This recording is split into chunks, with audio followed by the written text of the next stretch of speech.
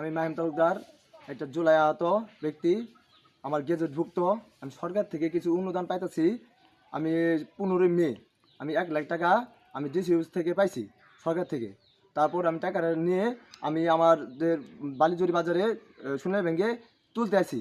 তোলার পরে সে আমাদের কিছু দুষ্কারী তো আমাকে বলছিল আমার কাছে চাঁদা, মানে সে চাঁদা চাইছিল 50,000 টাকা, 50%।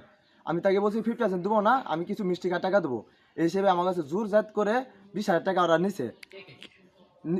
আচ্ছা, নিচে নাম হলো তার, একটা নাম হলো সাইবুল ইসলাম স্বামী, আর নাম হলো মুস্তাক। সে দুইজন আমার কাছে জরুরি করে বৃদ্ধি করে আমাকে টাকাটা নিছে 20,000 টাকা। নেওয়ার পরে সে আমাদের কাছে আমাকে অনেক অনেক অনেক কথা বলছে, আমাকে অনেক হুমকিও দিছে। তারা হুমকি নিয়ে আমার কাছে 20,000 টাকা নিছে।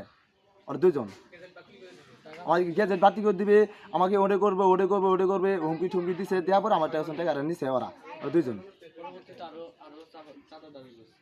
পরবর্তীতে আমার কাছে আরও চাঁদা দাবি করছে যে চাঁদা না দিলে গেজেটভুক্ত আমার নাম কাটা দিবে, সে ওরা বলছে আমার কাছে। সেটা আমি বিচার চাই, আপনাদের সকলের কাছে আমি বিচার চাই।